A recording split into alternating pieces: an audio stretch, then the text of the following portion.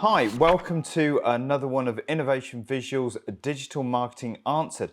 I'm here with Kyle, who is our Biddable and Senior Biddable and Analytics Executive. Nailed it. Hi, Tim. Yeah, got that mouthful out. And today I believe we're going to be talking about how to make sure your Google ads are effective. Yep, that's right. I think that's the general title. So thank you very much for joining us. Hopefully you will find this useful. So Kyle, to kick off, I think all the marketing leaders who are watching this should know what Google Ads are. But in terms of where's Google Ads in terms of its importance at the moment, do you feel, in the digital space? Extremely high.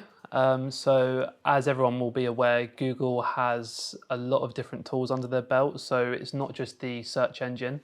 We're looking at YouTube for video sharing, Gmail for emailing, obviously. So there's a lot of huge platforms that Google use, and they have a lot of data points from those platforms.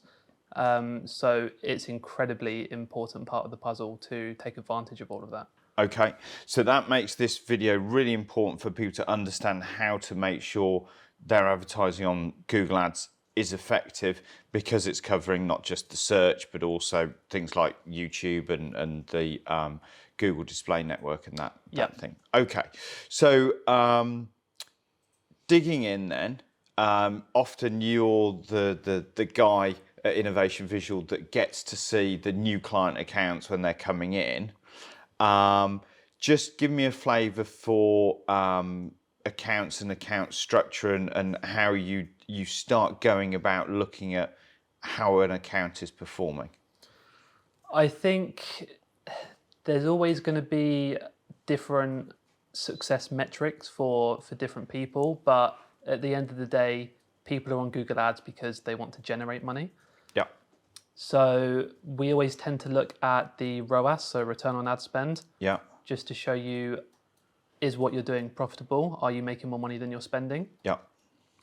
Not everything might naturally have value to it. So for example, if we look at e-commerce, each purchase will have a value. But if we look at a lead generation business, they might not naturally have a financial value. Exactly, yeah. So in those sort of situations, we can look at things such as the average deal value of a company, compare that to how many leads they need before they can actually seal the deal. Okay, so you'd work down that chain of conversion rates from a deal is £50,000 and half the proposals win the deal, so you need double the, you need 100 proposals for 50 deals, then you need X number of calls to get the proposal, and you would work it all the way down so you can actually get to that point of looking at what that conversion looks like. Exactly. So that's what will help you with, especially with lead generation, because like we mentioned, they don't have, by nature, they don't have a value. Yeah. As e-commerce would. It just helps you get a better understanding of, okay, how much are we spending on Google Ads to get X amount of leads? Okay. And are we getting enough of these leads to actually allow the company to close on them? Okay. So along with that as well, we need to look into things like the quality of leads that have been brought in as well. Okay. Okay. So just to get it straight in my head, basically when you're presented with a new account or if people want to do this analysis, it's going to be different depending on what you're trying to achieve, what your goals are. Easier potentially when it's things like e-commerce, so you can see a value of the basket that's happened, but it is possible and should be done if it's things like lead gen. And then there might be other things in there, things like brand awareness things, which you can't necessarily equate to a ROAS figure because it's about awareness, yeah? Yeah, precisely that. Yeah. Right, so you're in there, you know what the account objectives are, you're starting to look at the numbers. Where do we go next? So I think once you've looked at the general overall performance of the account, so again, like we mentioned, you're looking at the ROAS, how much you're getting back versus what you're putting out. You can then start to drill into more specifics. So you can go from the account level into specific campaigns.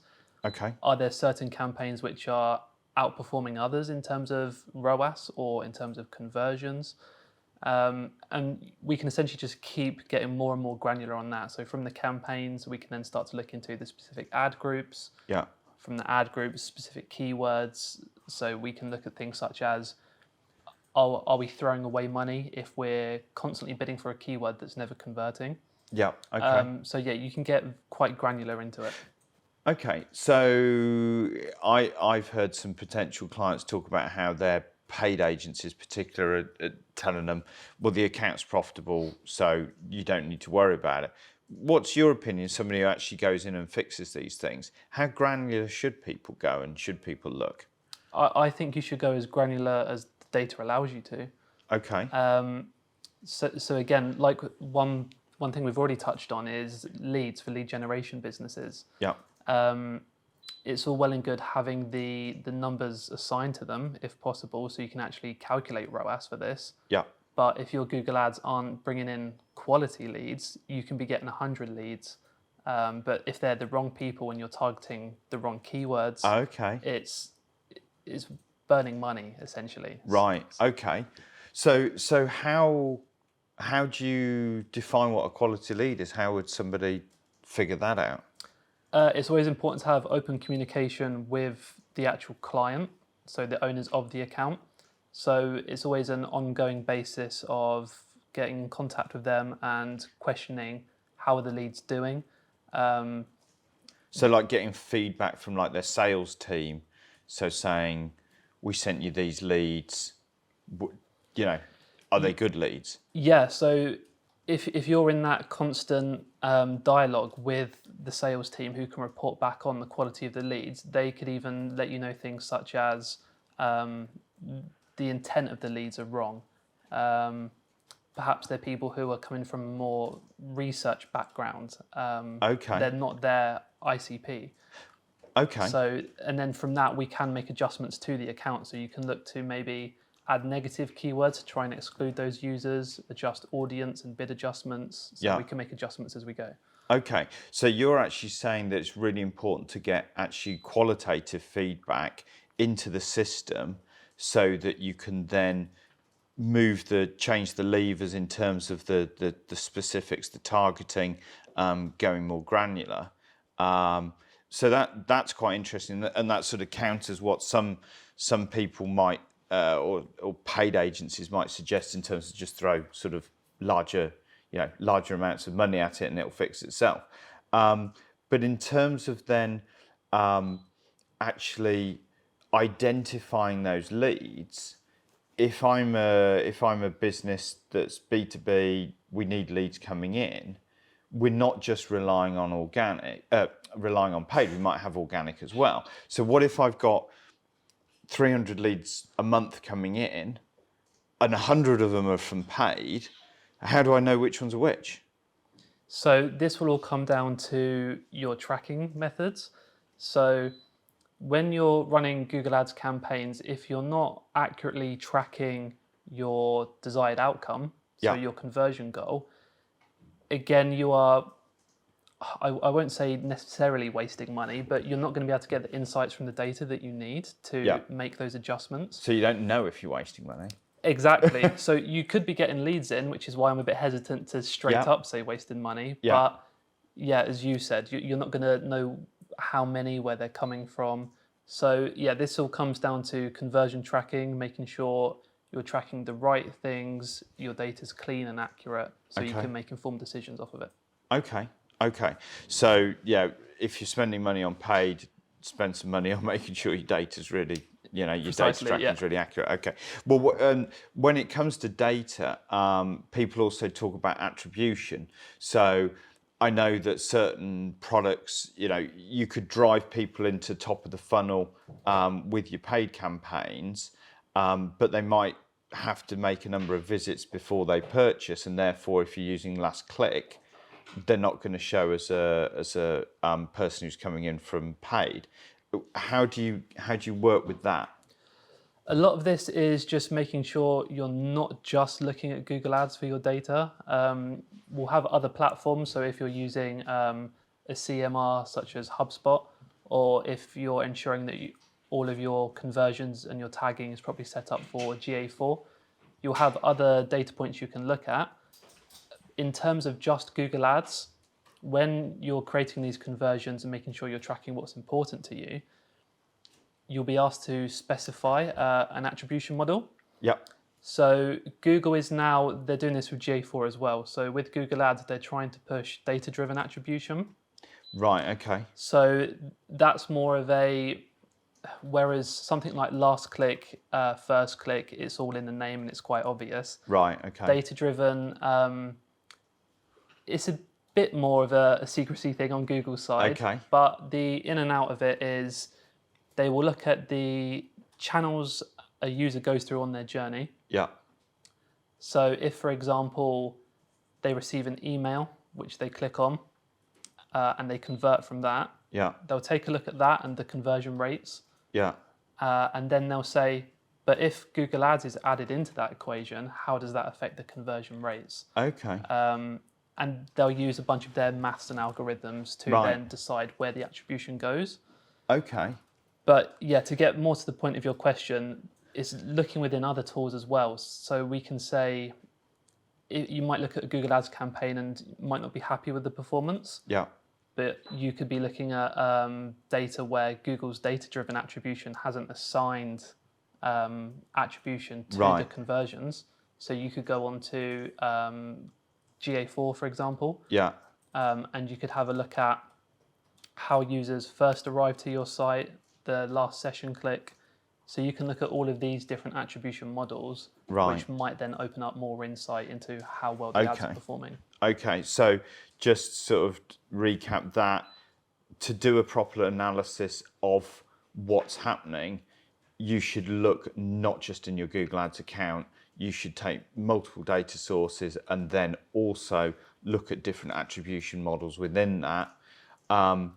Just on that, you may mention the data-driven one. I'm glad you did, because people have said to me, "Oh, I'm using data-driven attribution," and they're actually relatively low traffic, relatively low spend clients. And I've gone, "Well, hold on a minute.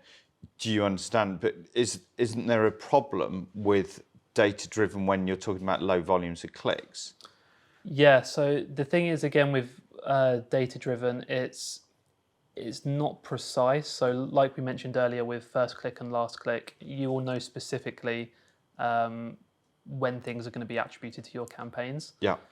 Data-driven, because it relies on having access to data, historical data, to make these decisions off using their algorithms. Yeah. As you mentioned, if you don't have that data, which comes from high levels of traffic, it's going to be, Google's going to have a harder time to make those attribution decisions. Yeah. Right. So if you're low volume, you should probably avoid using things like that, because it's not going to have had enough data to learn from it. Yeah. Yeah. Okay. While we're on the machine learning question, I mean, Google Ads behind the scenes has been using machine learning for years and years and years. Yeah. You know, anything from enhanced click and you know, optimize for conversions back in the day kind of thing. But now we've got Performance Max campaigns. There's a lot of views out there about Performance Max. What's your particular view on Performance Max? Performance Max is good. Again, everything with Google Ads, when we're talking about campaign types, it's all going to be situational to the client themselves, their business objectives, their product, their ICPs. Yeah. So there's a lot of factors to take into consideration. But Performance Max will reach customers from all of Google's products. So like we mentioned earlier in our discussion, we've got Gmail, Google's actual search engine, YouTube.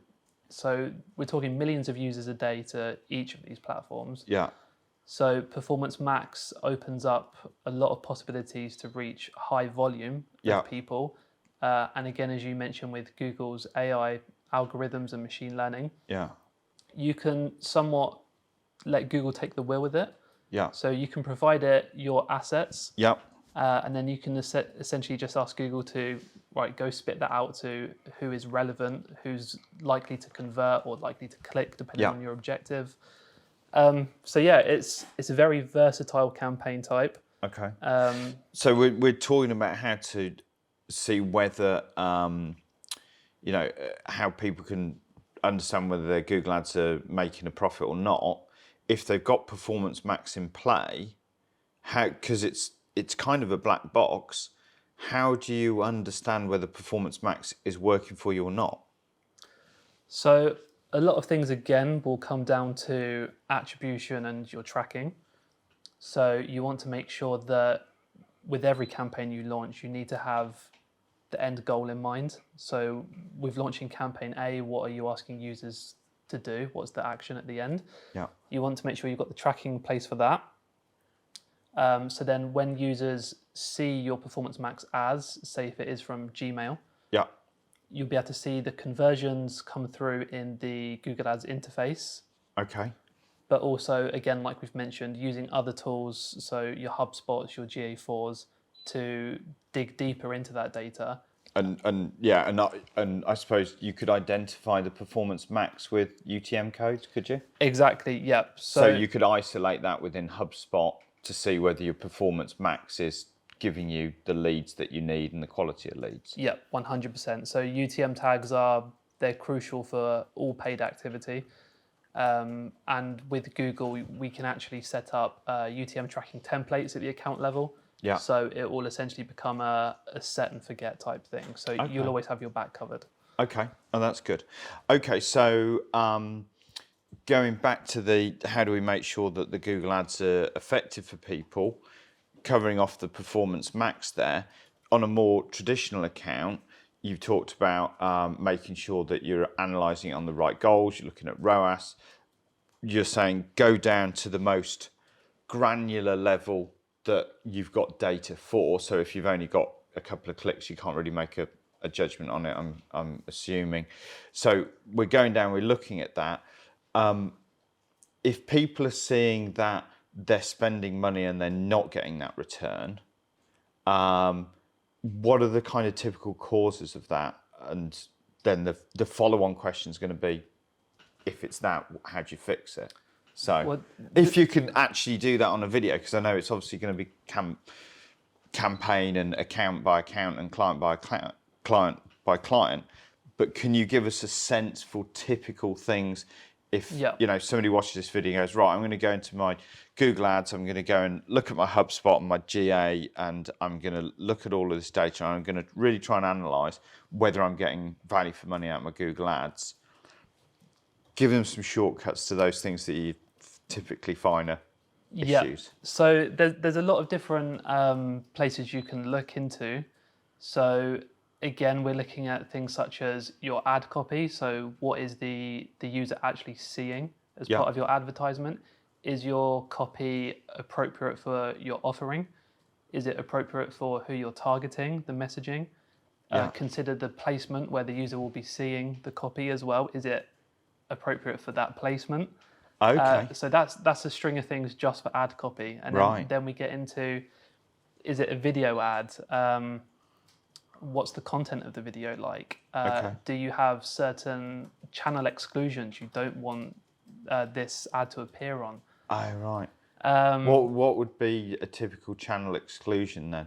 A good example is normally most YouTube channels related to kids content, so like cartoons and that sort of thing. Right. So you'll get a lot of parents who they would have all of the provided all of the signals to Google that they're interested in, say like a technology product. Yes. But then they hand their iPad to their kids, put on YouTube for cartoons or something, and just say, "Here you go, Johnny, go watch that."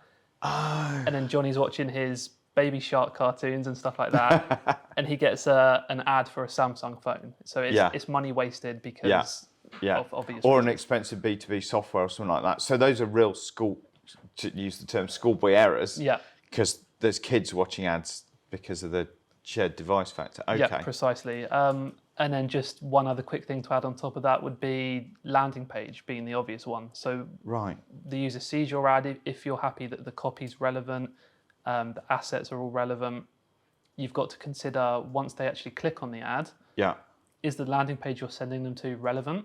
Yeah. So that will be almost your last point of friction. Okay. So that's where you really need to optimize and make sure you've got everything in place to actually take the customer on their journey, essentially. And so what's the metric that flags that you've got a problem with the landing page then? Bounce rate is a very big one. So obviously, if someone's clicked straight onto your page and then straight back off, you're going to have a high bounce rate, and it just shows that the page isn't relevant, it's not engaging, some optimizations need to happen there.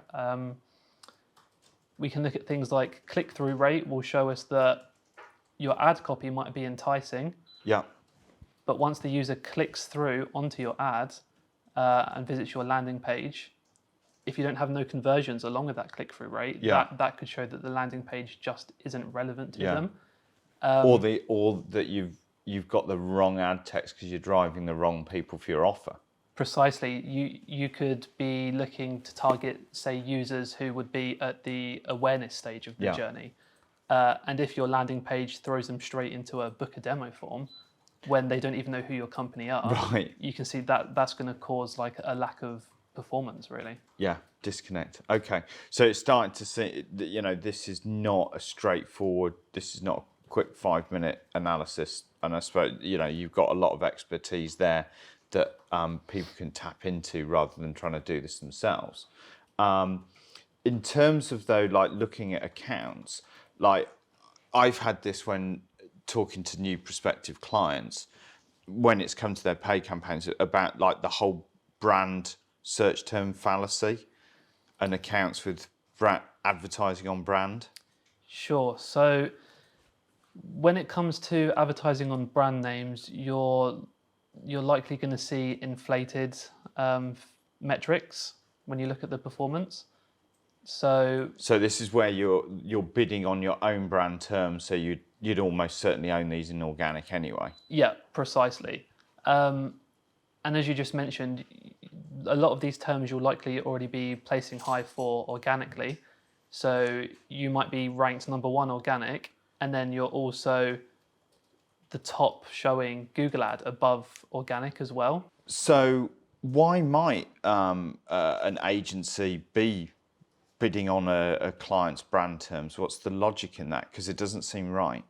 Well, sometimes there can be different reasonings behind it. One example could be if you're a relatively new business or a small business, you might not necessarily have the organic visibility.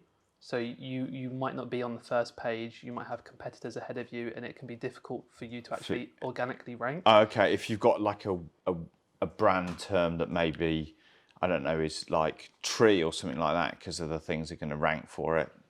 Somebody searches for tree. Yeah. You might need to have to pay to get there. Precisely. So there's factors like that to consider. I find this thing where we've gone into accounts, and you and I have looked at it, and the client says, well, Google Ads is great for me because it's got positive ROAS, it's 5x or whatever. We've gone into the account, and then we've seen that the only reason why it's got positive ROAS is because it's spending loads of money on brand terms, and actually the non-brand terms are negative ROAS. Why does that happen? Yeah, so a lot of it can come down to how specific agencies might actually build the user. Yeah. So a common agency method is billing based on percentage of spend. Right. So essentially in those situations, they're almost looking to drive spend. And with the brand terms, that's what you'll get. Right. So that is one of the main causes behind bidding on the branded terms there. Because the agency themselves are incentivized to spend on Google Ads because they get a percentage of that spend from the client. Yeah, precisely. We don't do that though, do we? No. So Innovation Visual do things differently. So rather than actually being billed on percentage of ad spend, it's all part of your monthly retainer. Yeah. So that will all fall under all the other work we'll do alongside organic and everything else. Yeah. So for those marketing leaders watching the video, it's very simple for them though actually to do that check of their account, because they can go through their account at campaign or even ad group level, and they can label up by brand and non-brand, because you can have, like we're working with a consumer electronics brand and they've obviously got sub-brands. You can label up what are their brand terms in the paid account and what are non-brand terms. So you could have the brand term, and I'm looking at the camera, so I'll think of a camera. So it could be Canon D90 is a brand term because it's an actual term, but SLR camera is the search term. And so you can actually split your account like that, can't you? And people could go into their accounts quite quickly, having watched this video, label up all of the ad groups at the campaign level, depending on how their ad group's structured, and then actually look at ROAS in those two blocks, can't they? Yep. The structuring of your account is often quite an overlooked thing, but it's really important as well, because for reasons you've mentioned, you can get a clear overview of, here are my branded terms, here are my non-branded terms. You can see the performance breakdown easier by filtering out those branded terms. Yeah. So yeah, the structure is it's a very important thing to get right, to be able to break down your data a bit more granularly. Okay. And in terms of like the future of Google Ads and where you see it going, you talked about how it covers an awful lot of bases.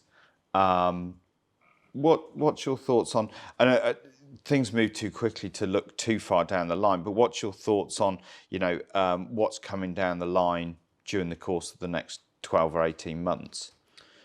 So there's a few ongoing changes. A lot of them revolving around user privacy, data sharing, and also alongside the privacy factor, users are installing things like ad blockers more frequently as well. Right. A lot of browsers are now being pushed out with ad blocking enabled by default. Okay. So Google Ads, over time, you may see less reach on them. Yeah. So that's something to consider with that heightened sense of privacy, looking into things such as third-party cookies. Okay. So that's going to be a higher focus on your first-party data for targeting. Yeah. Obviously, things such as keyword targeting for search ads, that's not going anywhere. Right. But any other audience creations you might be using for remarketing purposes will all have to be first-party provided. Right. Okay. So yeah, there's a few different things to keep on top of. A lot of them revolving around privacy at the core. Okay. Just to add one final thing, it would just be, you should never go into Google Ads without a plan. So again, the plan will cover all aspects of your actual copy and your assets, your landing page experience, tracking your conversions. Just, you have to make sure you go into Google Ads with a plan. With a plan. Otherwise, you're going to end up wasting money, wasting time. Yeah. Okay. Brilliant. I really that's a brilliant finish. Go into Google Ads with a plan. Love that. Okay. Well, hopefully those of you watching and listening have found that really useful as well. And no doubt you'll be diving into your Google Ads account and checking out how profitable it really is in the very near future. So thanks very much for your time. We appreciate your time and attention. Please do like and subscribe, hit the notifications bell. And also keep in touch by writing comments and making suggestions of other DMAs that you would like to watch or listen to. Thanks again.